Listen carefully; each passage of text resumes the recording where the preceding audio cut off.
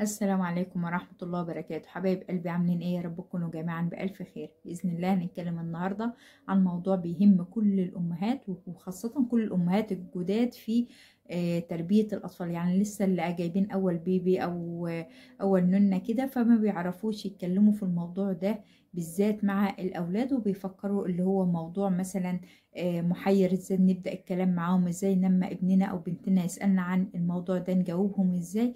الكلام ده كله هنجاوبه ان شاء الله في الفيديو ده. الفيديو ده ان شاء الله عن ازاي نعلمهم التربية الجنسية باسلوب بسيط واسلوب سهل جدا ويناسب سنهم طبعا، وما يتعداش حدود الادب او حدود العيب او حدود الذوق. طيب، اول حاجة كده، يعني في ديننا الإسلامي كل حاجة اتشرحت. يعني لو احنا يعني طبقنا كل تعليم الدين الإسلامي وكل حاجة نزلت لنا في القرآن الكريم وسنة الرسول صلى الله عليه وسلم، هنلاقي ان كل حاجة مشروحة ويعني محطوط حدودها بالظبط. يعني مع كل حاجة متحددة كده، سبحان الله. يعني كأن ربنا سبحانه وتعالى والرسول بيقول لنا لو مشيتوا على النهج ده أو على الطريق ده هتلاقيكم مفيش مثلا مشاكل، مفيش أمراض، مفيش فتن، مفيش حاجات كتيرة هتحصل. لكن احنا عشان بعدنا عن الدين للأسف، وكمان التكنولوجيا ووسائل التواصل اللي انتشرت وبزيادة كبيرة جدا، فتلاقينا الوقت محتارين احنا نقدم المعلومات دي ازاي او نجاوب عنها ازاي، وان احنا ما قدمناهاش اولادنا بيعرفوها منين، وبيعرفوها بطريقة صحيحة ولا بطريقة خاطئة. وده للأسف اللي كل الأمهات بتقع فيه، اللي احنا نتجاهل نتكلم مع أولادنا عن الحاجات دي لحد ما يدوروا على صحبة، سواء صحبة سوء أو صحبة أكبر منهم سنا، أو صحبة هتضرهم في المعلومات اللي بتقدمها لهم، وبتقدم لهم معلومات مش صحيحة، ومعلومات كمان ضارة ليهم، والله أعلم بتقدمها لهم بالطريقة هي. طيب، موضوع النهاردة عشان نتفادى أي حاجة تحصل مع الطفل، وازاي نعوده يتعامل مع العالم الخارجي بتاعه، وازاي نعوده يتعامل مع الاشخاص المحيطين، وازاي نعوده اللي هو يفهم العالم اللي حواليه، يفهم اذا كان هم بيبصوا له بصة كويسة وبصة لطيفة وبصة محمودة، ولا بصة فيها قلة ذوق وقلة ادب، او البصة دي من وراها حاجة هتحصل وحشة لا قدر الله للطفل او للطفلة اللي قدامنا. اول حاجه طبعا الرسول صلى الله عليه وسلم حسنا اللي احنا لو عندنا اكتر من ابن او بنت، اللي احنا نفرق بينهم في المضاجع، يعني في السراير، ونفرق بينهم.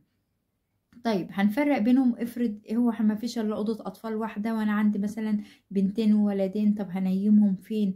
طب انا هعمل ايه؟ حتى لو هما بيناموا على سرير واحد، المفروض نفصل بينهم، كل واحد بغطا لوحده او غطا منفصل. لو الامكانيات محدوده وما فيش مثلا غير اوضه واحده بس بيتجمعوا فيها او بيناموا كلهم مع بعض، لازم نفصل بين السراير وبعضها.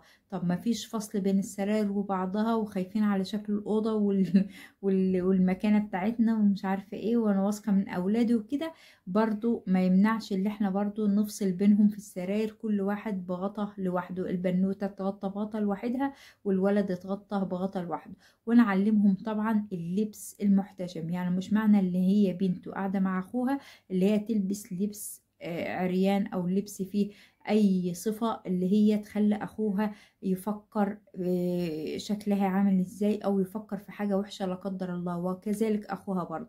طيب، ده بنعلمه الاولاد ازاي؟ بنعلمهم من سن زي ما انا قلت اللي هو تغيير البامبرز. اول ما الولد النونة بيبدأ يقلع البامبرز وبيتعود اللي هو يقعد ويعمل حمام لنفسه، عزكم الله، فبنعوده خلاص اللي المنطقة ده هي اللي هي من السرة لحد الركبة محدش يشوفها خالص، ولا حد يكشفها لك غير ماما وبابا بس، اكتر من كده مفيش. وتحت لو حد، يعني لو احنا سمحنا لحد تاني اللي هو يغيره، حد تاني اللي هو يعمل له اي حاجة، يساعده مثلا في الحمام، يساعده مثلا في الحومة، يساعده في اي حاجة، تبقى تحت نظرنا وتحت عينينا.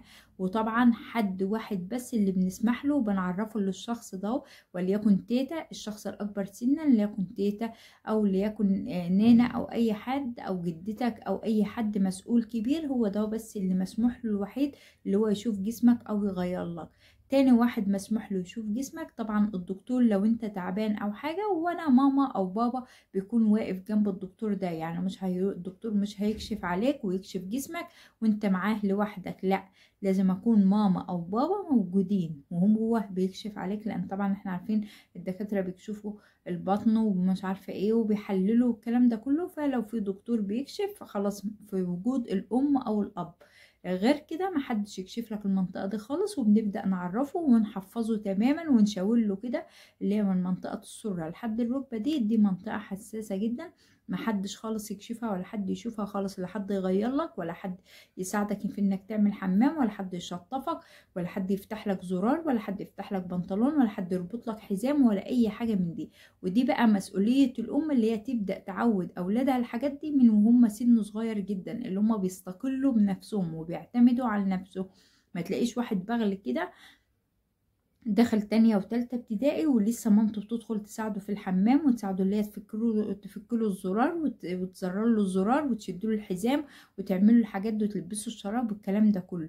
فده طبعا طفل مش مستقل، فلازم نخلي اولادنا مستقلين. يعني ايه مستقلين؟ بيعتمدوا على نفسهم من السن الصغير زي ما انا قلت، يبداوا خلاص يشطفوا نفسهم، يبداوا خلاص يعملوا حمام مع نفسهم، يبداوا يلبسوا، يبداوا يغيروا مع نفسهم. طبعا نعودهم وهم بيغيروا اللي باب الاوضه يكون مقفول تماما، محدش يشوفهم نهائي، لا اخوهم الكبير ولا اختهم الصغيره ولا اخوهم مش عارفه ايه ولا اي حد يشوف اي حد بيغير. طول ما هم بيغيروا او بيشطفوا باب الاوضه مقفول او باب الحمام اعزكم الله مقفول عليهم ومحدش يشوف جسمهم خالص. الحاجة اللي بعد كده طبعا نعودهم اللي زي ما انا قلت اللي في مناطق كده الصبيان اللي هي مصرة لحد الركبة. طب البنات اللي هي مصرة برضو لحد الركبة ومنطقة الصدر دي نعودهم المناطق دي محدش يجي يلمسكوا فيها نهائي، محدش يلمسكوا فيها نهائي بأي شكل أيا كان. لا تعالى حبيبي كده ويطبطب عليه من هنا، أو تعالى حبيبي كده ويملس عليه من هنا، والكلام ده كله نفهمهم. اي حد يجي يحط ايده على المناطق دي لان هي خلاص دي منطقة حساسة ومنطقة عيب، محدش يشوفها نهائي غير ماما وبابا زي ما احنا اتفقنا، والحد الكبير اللي احنا سمحنا له هو يشوف. طيب غير كده حد يجي مثلا يحط ايده عليها، حد نعمل ايه؟ نصوت، نزعق، نبعد ايده، المهم محدش يجي يقرب لنا في المنطقة دي نهائي. الحاجة اللي بعد كده لو عندنا ضيف، الأم ما تجبرش أولادها اللي هم يسلموا على الضيف ويبوسوه ويحضنوه والكلام ده خالص، كفاية السلام بالإيد. يعني ما تضمنش التاني وهو بيبوس بيعمل إيه أو هو بيحضن بيعمل إيه، الكلام ده كله السلام بالإيد فقط. والأقارب درجة أولى، يعني مش يبقى قريبك من بعيد خالص سلمي على مثلا ده ابن عمي أو ابن خالي أو ابن خالتي أو ابن كذا وتجبري بنتك أو ابنك اللي هو يسلم على الضيف ده. لا طبعا ما فيش سلام خالص غير بالايد. وان ما كانش في سلام خالص سلام عليكم وعليكم بالسلام او ازيك يا عمو ازيك يا طنط وخلاص خلص الكلام، ما فيش اكتر من كده سلام. يعني ما نجبرش ابننا بص طنط يا حبيبي، بصي يا عمو يا حبيبتي، سلمي على خاله ومش عارفه ايه يا حبيبتي، بوسيه احضنيه اديله حضن اديله بوسه، الكلام ده طبعا ممنوع. لان احنا للاسف اللي بنودي اولادنا في داهيه بسبب العادات بتاعتنا اللي زي الزفت دي، فاحنا اللي بنودي اولادنا في ده. طيب وطبعا حاجة تبع السلام طبعا ممنوع التقبيل في الفم نهائي نهائي نهائي نهائي، لا أم ولا أب ولا أي حد. احنا بنعود أولادنا هاتلي بوسة سكر يلا ونعمل البوسة كده، هات بوسة مش عارفة ايه ونعمل كده، فهو يتعود البوسة دي حاجة عادية جدا وحاجة مستصاغة. يبدأ أي حد مثلا يعمل له أي معروف أو حاجة هاتلي بوسة بقى يقوم عامل له بقه كده، لا طبعا نعوده مفيش بوس هنا نهائي ولا تقبيل هنا خالص، تقبيل هنا. وطبعا زي ما انا قلت الاقارب درجة اولى. طيب لو اولادك بيشطفهم او اولادك بيحبوا مثلا وهم داخلين الحمام ياخدوا دش او حاجة بيحبوا يلعبوا في البانيو، فلازم لو هم اخوات صغيرين مع بعض وبتسيبوهم يلعبوا في البانيو لازم يكون كل واحد فيهم لابس المايوه بتاعه، ما ينفعش يلعبوا في البانيو وهم من غير مايوه.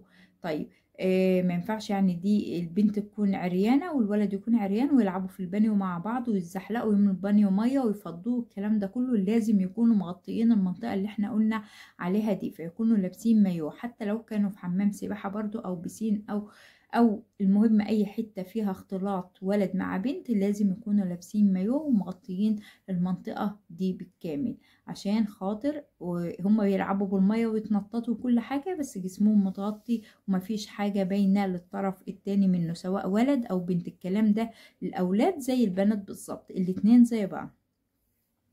طيب نربي الطفل طبعا. لو حد مثلا عايز يرفع هدومه او عايز مثلا يتقرب له ويملس عليه زي ما انا قلت، او عايز يبوسه او عايز يحضنه او عايز حاجة نعرفه اللي فيه. زي ما انا قلت لمسات طيبة ولمسات مش طيبة. اللمسات طيبة اللي هي السلام عادي، اللي هي مثلا طبطبة كده على الكتف، اللي هي مثلا كده عاملة كده، اللي هي مثلا باي، اللي هي حاجات من دي. لكن تمليس ودعك والكلام ده كله نعرفه اللي الكلام ده، او بوس هنا او مثلا هزهزة او حضن او الكلام ده كله نعرفه اللي دي لمسات غير محمودة او غير طيبة، والمفروض فيها نعرف بابا وماما اللي حصل لنا على طول.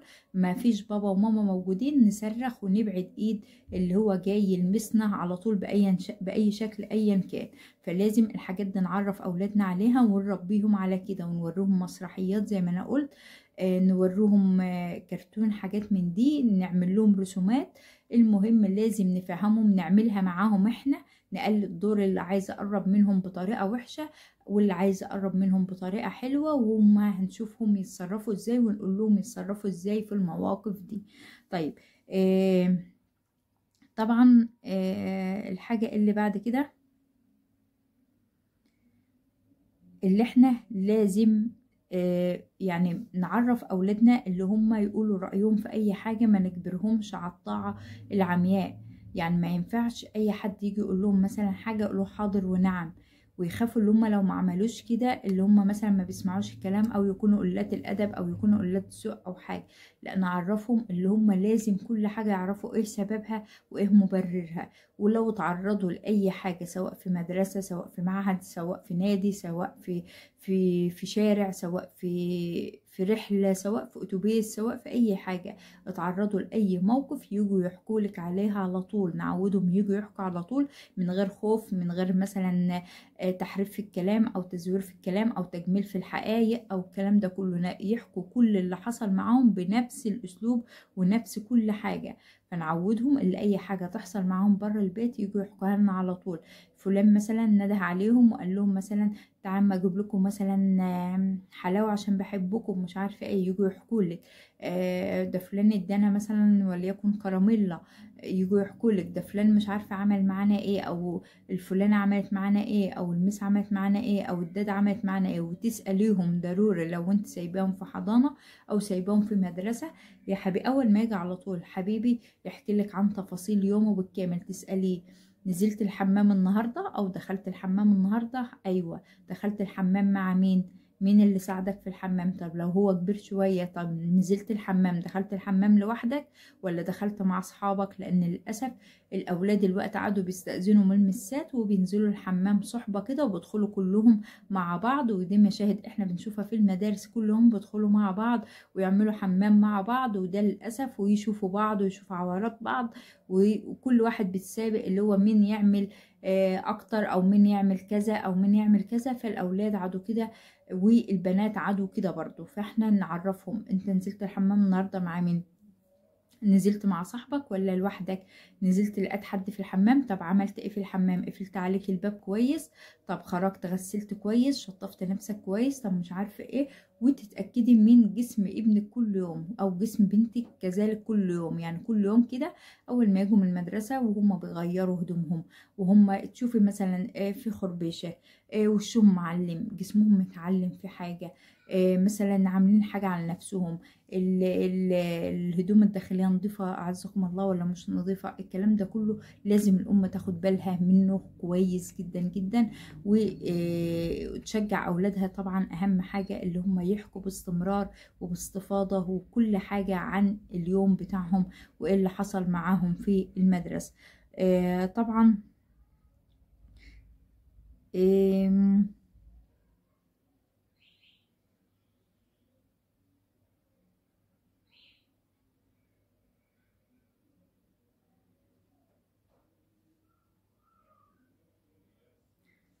طبعا دي يعني ممكن دي اهم النقط اللي انا فاكراها دلوقتي او جايه في دماغي دلوقتي.